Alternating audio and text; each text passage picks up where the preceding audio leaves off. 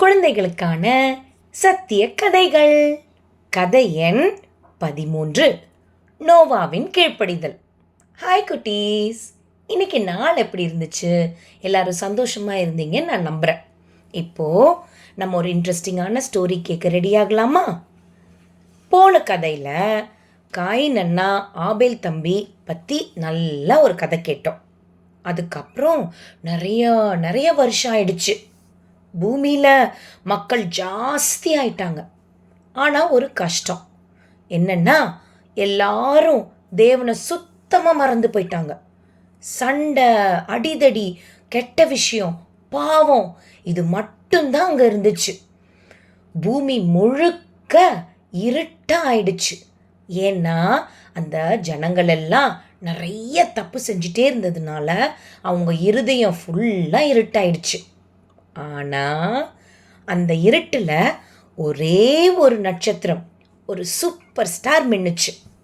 அந்த super star தான் நோவா தாத்தா.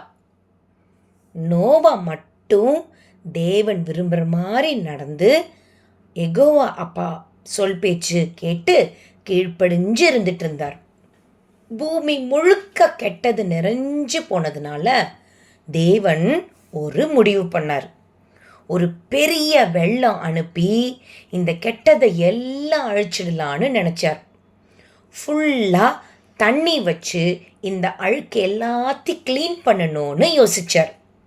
ஆனால் நல்லவரான நோவாவையும் அவருடைய மனைவி, அவருடைய 3 பசங்க, அந்த பசங்களோட மனைவிகள், மொத்தம் எத்தனை பேர்? எஸ், 8 பேர். அந்த 8 பேரை மாத்திரம் காப்பாற்றணும்னு தேவன் ஆசைப்பட்டார். அதனால தேவன் என்ன சொன்னார் தெரியுமா? நோவா, நீ ஒரு பெரிய பேழை கட்டு. பேழைன்னா பெரிய மரக்கப்பல், ஷிப், ஒரு பெரிய ஷிப் கட்ட சொல்லி தேவன் நோவா கிட்ட சொன்னார். தேவன் அதுக்கு எவ்வளோ நீளம், எவ்வளோ அகலம், எவ்வளோ உயரம், எல்லா மெஷர்மெண்ட்டையும் அழகாக சொல்லி கொடுத்தார்.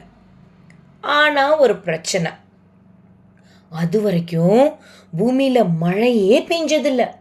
மழைனா என்னன்னு தெரியாது அந்த ஜனங்களுக்கு. இப்போ திடீர்னு வெள்ளம் வரப்போது, கப்பல் கட்டுறேன் அப்படின்னு நோவா சொன்னா ஊர்க்காரவங்களாம் சிரிச்சாங்க. நோவாவுக்கு கிறுக்கு பிடிச்சிருச்சு, அவன் ஏதோ வேலை இல்லாமல் இதெல்லாம் பண்ணிட்டு இருக்கான் அப்படின்னு எல்லாரும் கிண்டல் பண்ண ஸ்டார்ட் பண்ணிட்டாங்க. ஆனால் நோவா என்ன பண்ணார் தெரியுமா? யார் என்ன சொன்னாலும் காதுலையே வாங்கவே இல்லை. தேவன் சொன்னால் அது கண்டிப்பாக நடக்கும் அப்படின்னு அப்படியே நம்பினார். இதுக்கு பேர் தான் கீழ்ப்படிதல். சுமார் 120 வருஷம் பொறுமையாக அந்த கப்பலை கட்டினார். கட்டிக்கிட்டே யெகோவா அப்பா வெள்ளம் அனுப்ப போகிறாரு, நீங்கள் எல்லாம் அதில் மாட்டிக்குவீங்க, சீக்கிரம் எல்லாரும் நல்லவங்களா மாறிடுங்கன்னு ஊருக்கு எல்லாருக்கும் சொன்னார். ஆனால் அவரோட குடும்பத்தை தவிர வேற யாருமே அதை கேட்கல. அப்புறம் அப்பா சொன்ன மாதிரி எல்லா மிருகத்திலையும் ஜோடி ஜோடியாக 2 மிருகங்களையா தேவன் வர சொல்லி சொன்னாராம். அதே மாதிரி நோவாவும் 2 மிருகங்களா எல்லா வெரைட்டிஸ் ஆஃப் அனிமல்ஸ்லேயும் வர வச்சாராம். அழகாக அந்த மிருகங்கள் எல்லாம் கப்பலுக்குள்ளார போக ஆரம்பிச்சிருச்சு. கடைசியாக என்னாச்சு தெரியுமா? அவரோட குடும்பத்தாரும் உள்ளே போயிட்டாங்க.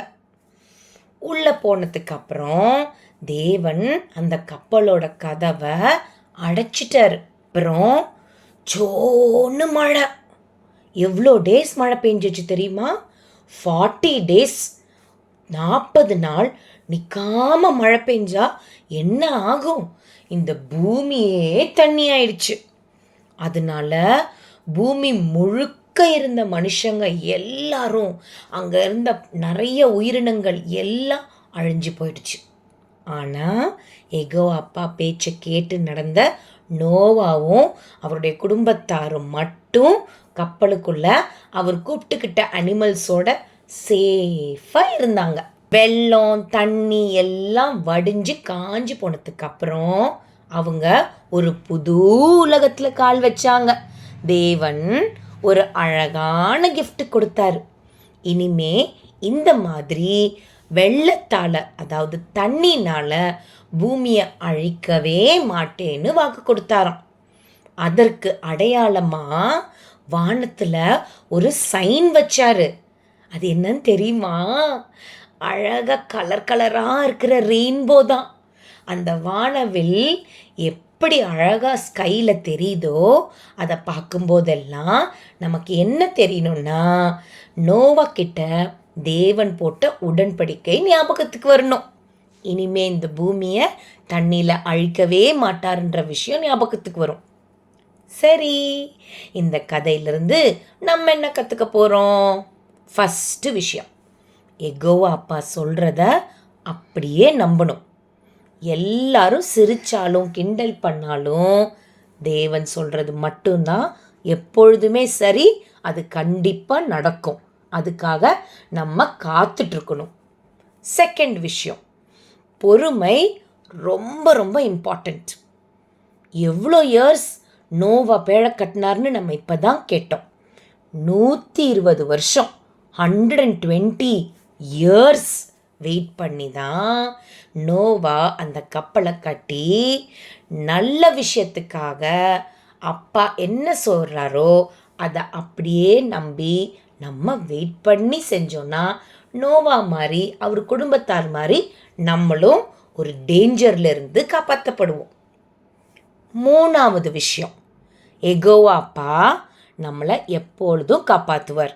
அவரை விட்டுட்டு வேறு யார் நம்மளை காப்பாற்ற போகிறாங்க இல்லையா? உலகம் முழுக்க தப்பாக போனாலும் நாம் தேவன் பேச்சு கேட்டு அவர் என்ன சொல்கிறாரோ அதை அப்படியே கீழ்ப்படிஞ்சு அவர் கைக்குள்ளே பத்திரமா இருந்தோன்னு வச்சுக்கோங்களேன், நம்மளை காப்பாற்றுறவர் அவர் மட்டும்தான். நம்ம கூடவே அவர் எப்பொழுதும் இருப்பார். சரி செல்லம், இப்போ தூங்குகிற டைம் வந்துடுச்சு. எல்லாரும் கண்ணை மூடிக்கோங்க. நோவா தாத்தா மாதிரி யெகோவா அப்பா சொல்கிறத கேட்டு நம்மளையும் எப்பவும் பாதுகாக்கிற தேவனை இந்த நைட்டு நம்ம நினச்சிக்கலாம். அந்த கப்பலுக்குள்ள நோவா தாத்தா எவ்வளோ நிம்மதியாக இருந்தாரோ அதே நிம்மதி இன்னைக்கு நமக்கும் இருக்கும். ரெயின்போ எப்படி கலர் கலராக அழகாக இருக்கோ அது மாதிரி பியூட்டிஃபுல்லாக கலர் கலராக உங்களுக்கு ட்ரீம்ஸ் வரட்டும்.